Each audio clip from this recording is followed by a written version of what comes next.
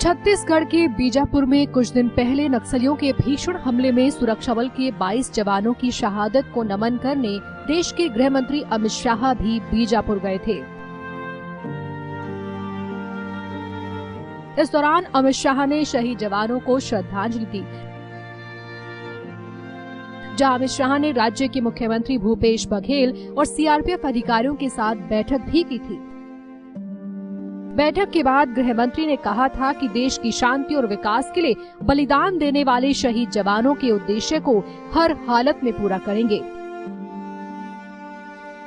बीजापुर नक्सल मुठभेड़ में शहीद हुए जवानों के परिवारों में मातम पसरा था, तो वहीं लोगों में नक्सलियों के इस दुस्साहस के खिलाफ जबरदस्त आक्रोश पैदा हो रहा है। बीजापुर जिले के दूरस्थ क्षेत्र बासागुड़ा के सीआरपीएफ कैंप में अमित शाह ने दो टूक अंदाज में नक्सलियों को चेतावनी देते हुए कहा था कि जवानों का बलिदान व्यर्थ नहीं जाएगा, बल्कि इस लड़ाई को विजय प्राप्त करने के लिए बेहतर तरीके से लड़ा जाएगा। वहीं राज्य के मुख्यमंत्री भूपेश बघेल ने भी जवानों के हौसले को नमन करते हुए कहा कि नक्सलियों के खिलाफ अब ये लड़ाई पूरी तरह से युद्ध की रणनीति के साथ लड़ी जाएगी। छत्तीसगढ़ के बीजापुर में नक्सलियों द्वारा यू शेप एम्बुश लगाकर किए गए भीषण हमले में सुरक्षा बलों के 22 से ज्यादा जवान शहीद हुए, जबकि 30 से ज्यादा जवान घायल भी हुए,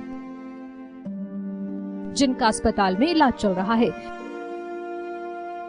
अभी तक ये नहीं पता चल पाया कि आखिर इतनी बड़ी मुठभेड़ के पीछे किसकी साजिश थी और कौन है इसका मास्टरमाइंड। लेकिन घटना में शहीद हुए जवानों के परिवार जरूर ये पूछ रहे हैं कि आखिर उनकी क्या गलती थी।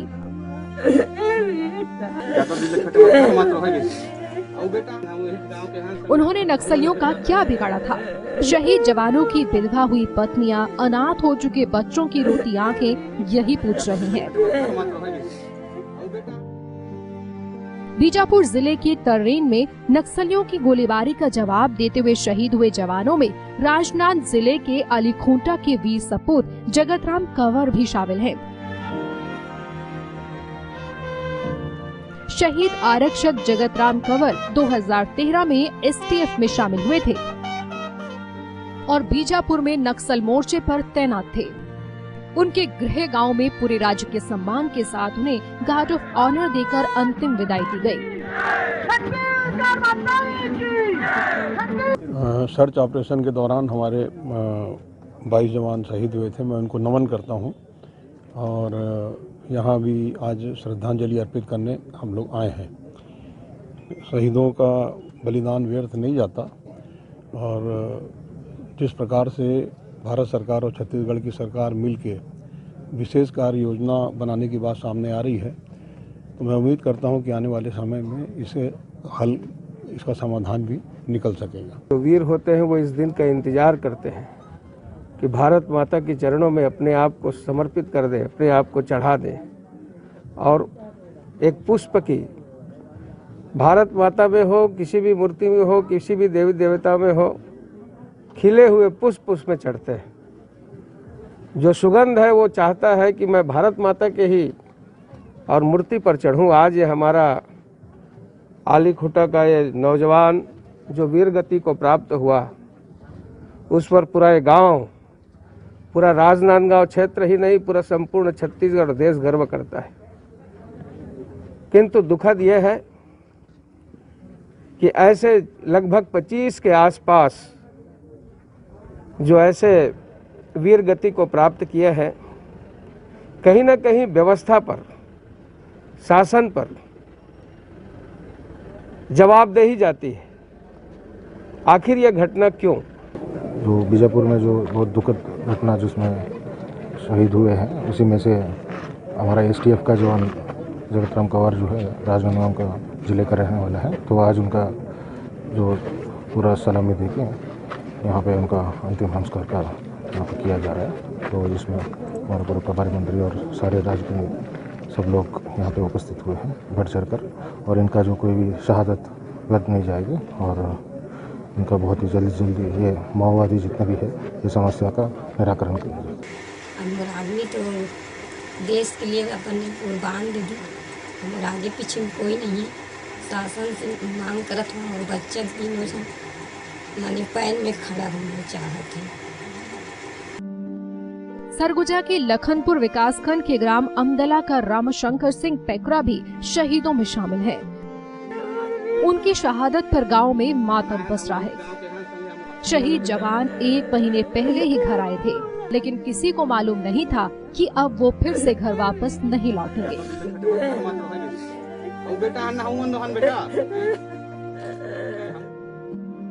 सरगुजा जिले के ही बतौली विकासखंड के गांव चिरंगा निवासी एसटीएफ के जवान वेद प्रकाश लकड़ा इस घटना में घायल हुए हैं। वेद प्रकाश का रायपुर के निजी अस्पताल में इलाज चल रहा है। पुलिस वाले लोग आए थे, घर में बताए कि आपका भाई जो है मतलब शहीद हो गए हैं करके बताया। अभी बीच में बात नहीं हुआ था, ड्यूटी जाने के बाद बहुत कम बात हो पाता है। कभी कभी उनको टाइम रहता लगाते थे, इधर से लगाते हैं तो लगता भी नहीं है उतना, है ना। तो अचानक सूचना आया तो हम लोग और उनसे पूछे भी, पुलिस वाले लोग थे कंफर्म है क्या, तो वो लोग बोले क्रिटिकल कंडीशन है। मतलब वो डायरेक्ट बताना नहीं चाहे कि क्या कुछ कहे, उनका भी मनसा है ना। बाद में पता चला तैयारी करो, ऐसा कुछ हो गया है। फिर हम लोग पूरे कल ही तैयारी कर लिए थे। और में मम्मी पापा हैं, 2 भाई हैं और बहन भी हैं, 2 बहन हैं। कुछ ऐसा ही गमगीन माहौल रहा जांजगीर चांपा जिले के माल खरोदा क्षेत्र के गृहग्राम पिहरीत में, जहां शहीद जवान दीपक भारद्वाज का पार्थिव शरीर पहुंचते ही लोगों की भीड़ जमा हो गई और नम आंखों से शहीद को श्रद्धांजलि दी। उसके बाद में 5 या 10 मिनट के अंदर में 20-50 कॉल आया मेरे पास। सब यही बोले कि भारद्वाज ऐसा है।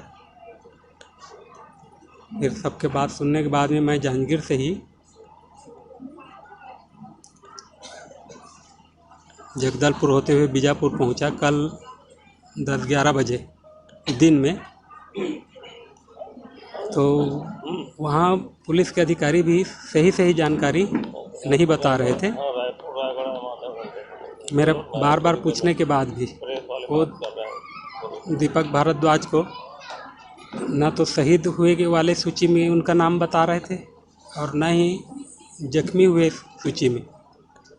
मैं पूछता था तो ये बोलते थे कि मिसिंग है, मिसिंग में।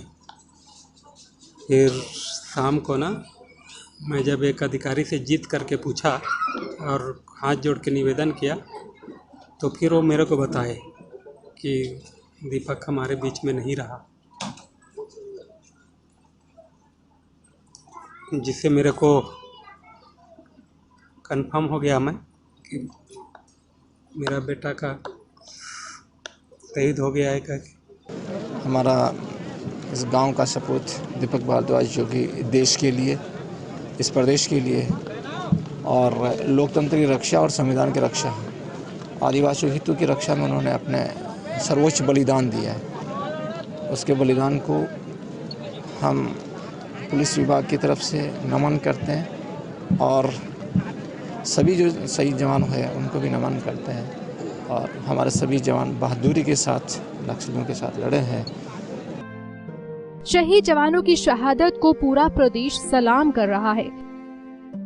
ये जवान ही तो हैं जो हमें सुरक्षित रखते हैं। आज शहीद जवानों की याद में हर किसी की आंखें नम है।